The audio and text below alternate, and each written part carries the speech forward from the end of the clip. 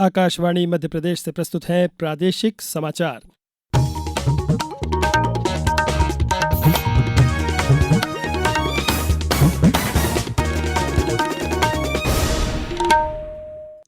नमस्कार, समाचारों के साथ मैं नवनीत चौबे। सबसे पहले इस बुलेटिन के मुख्य समाचार। भोपाल को मिली मेट्रो ट्रेन की सौगात, केंद्रीय मंत्री मनोहर लाल खट्टर और मुख्यमंत्री डॉक्टर मोहन यादव ने किया शुभारंभ।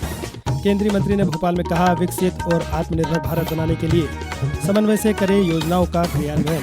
प्रधानमंत्री नरेंद्र मोदी ने केंद्रीय मंत्री शिवराज सिंह चौहान के विकसित भारत जी राम जी विधेयक पर लिखे लेख को साझा किया।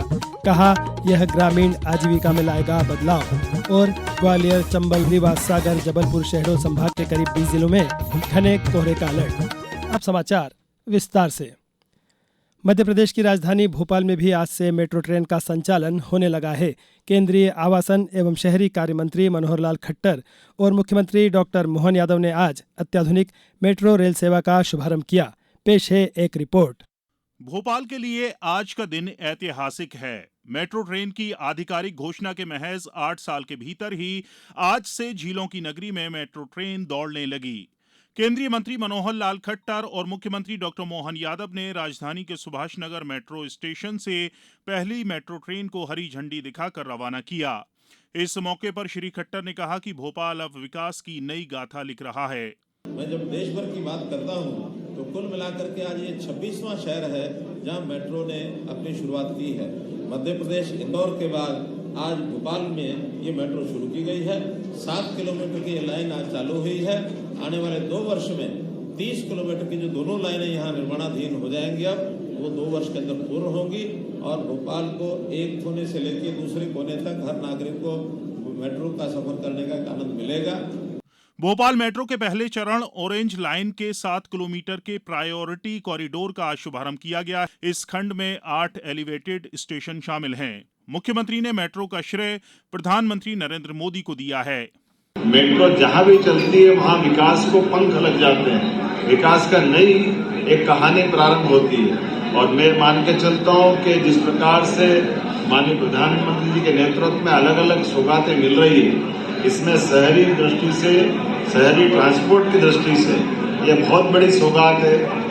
मेट्रो परियोजना शहर के प्रमुख व्यावसायिक और आवासीय क्षेत्रों को जोड़ते हुए यातायात के दबाव को कम करेगी और नागरिकों के जीवन स्तर को उन्नत बनाएगी।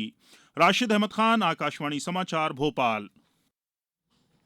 केंद्रीय आवासन एवं शहरी कार्य मंत्री मनोहर लाल खट्टर ने कहा है कि शहरों के विकास के लिए केंद्र सरकार से मिलने वाली बजट राशि का पूरा उपयोग समय पर किया जाए। उन्होंने कहा कि प्रधानमंत्री नरेंद्र मोदी ने वर्ष 2047 तक विकसित और आत्मनिर्भर भारत की जो कल्पना की है, उसे तभी पूरा किया जा सकेगा जब केंद्र और राज्य सरकार पूरे समन्वय के साथ कार्य करेंगी। श्री खट्टर भोपाल के कुशाभाऊ इंटरनेशनल कन्वेंशन सेंटर में शहरी विकास मंत्रियों की क्षेत्रीय बैठक को संबोधित कर रहे थे।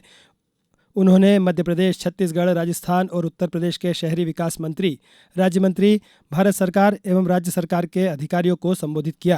केंद्रीय मंत्री ने स्वच्छ सर्वेक्षण 2025-26 के लिए तैयार की गई कार्य दिशा पुस्तिका का विमोचन किया।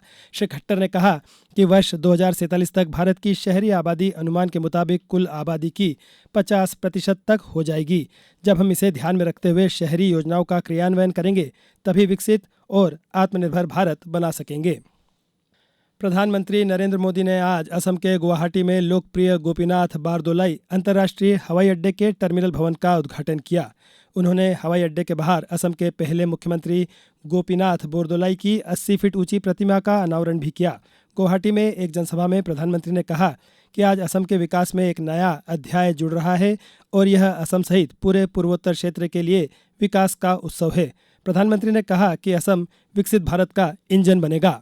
हमने एक्ट ईस्ट पॉलिसी के जरिए पूर्वोत्तर को प्राथमिकता दी और आज हम असम को भारत के ईस्टर्न गेटवे के रूप में उभरता देख रहे हैं।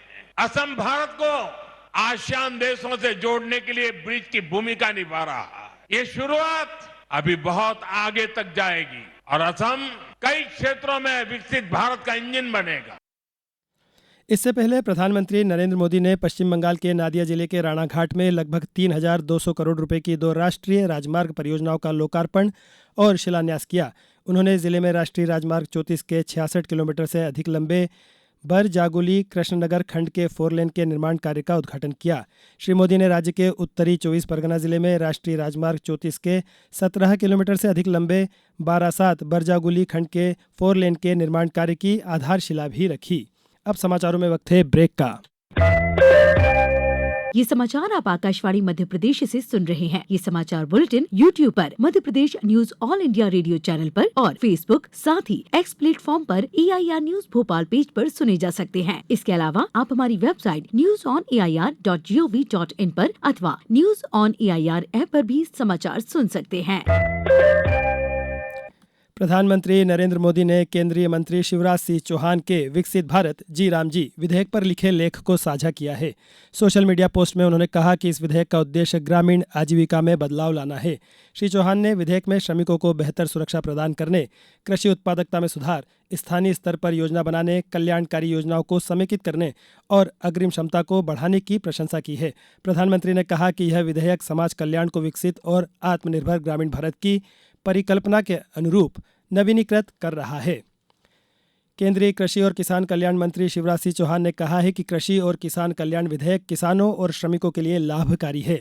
यह गांवों के विकास से जुड़ा हुआ है। उन्होंने यह बात आज नई दिल्ली में चौधरी चरण सिंह पुरस्कार समारोह में कही। श्री चौहान ने कहा कि उनका मंत्रालय आगामी बजट के लिए कृषि क्षेत्र संबंधी सुझाव आमंत्रित कर रहा है ताकि एक मजबूत प्रणाली तैयार की जा सके।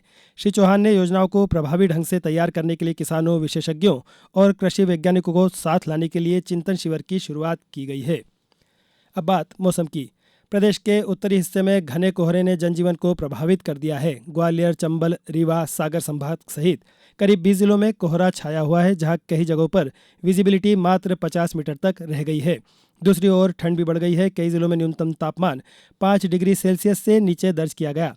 मौसम विभाग ने अगले 24 घंटों के दौरान ग्वालियर, भिंड, मुरैना, दतिया, निवाड़ी, टीकमगढ़, छतरपुर, पन्ना, सतना, रीवा, मऊगंज, सीधी, सिंगरौली में घने कोहरे का ऑरेंज अलर्ट और जबलपुर, दमोह, कटनी, मैहर, उमरिया, शहडोल में कोहरे का येलो अलर्ट जारी किया है। कोहरे के कारण दिल्ली से भोपाल, इंदौर आने वाली कई ट्रेनें लेट चल रही है। आगामी T20 विश्व कप और न्यूजीलैंड T20 श्रृंखला के लिए 15 सदस्यीय भारतीय टीम की घोषणा कर दी गई है। टीम के कप्तान सूर्य कुमार यादव और उप कप्तान अक्षर पटेल होंगे। रिंकू सिंह और ईशान किशन की टीम में वापसी हुई है। वहीं शुभमन गिल और जीतेश शर्मा को टीम में जगह नहीं मिली है। न्यूजीलैंड से T20 श्रृंखला 21 जनवरी से, वहीं T20 विश्व कप का आयोजन 7 फरवरी से होगा। अब कुछ समाचार संक्षेप में। केंद्रीय कृषि एवं किसान कल्याण मंत्री शिवराज सिंह चौहान कल 21 दिसंबर को दोपहर 2 बजे बुधनी स्थित central farm machinery training and testing institute पहुंचेंगे और वहां आयोजित स्थानीय कार्यक्रम में शामिल होंगे। नर्मदापुरम जिले में मतदाता सूची के विशेष गहन पुनरीक्षण कार्यक्रम के तहत 23 दिसंबर को मतदाता सूची का प्रारूप प्रकाशित किया जाएगा। इसके साथ ही जिले के 10,984 मतदाताओं को नोटिस जारी किए जाएंगे। अशोकनगर में आज जिला प्रशासन द्वारा ग्राम कोलोआ की 3 सर्वे नंबर की भूमि से लगभग 20 लाख रुपए मूल्य की भूमि का अतिक्रमण हटाया गया। स्वस्थ किशोर सशक्त भविष्य की नींव विषय पर आगरमालवा जिले के नलखेड़ा स्थित सांदीपनी कन्या उच्चतर माध्यमिक विद्यालय में आज कार्यशाला आयोजित हुई और पश्चिम मध्य रेलवे की ओरिजिनेटिंग आय में लगातार वृद्धि दर्ज की जा रही है। चालू वित्तीय वर्ष के 8 माह में मंडल वाइज जबलपुर मंडल ने 3,382 करोड़ 84 लाख रुपए की ओरिजिनेटिंग रेवेन्यू अर्जित किया। इस बुलेटिन में बस इतना ही। अगला बुलेटिन सुबह 7:10 पर। नमस्कार।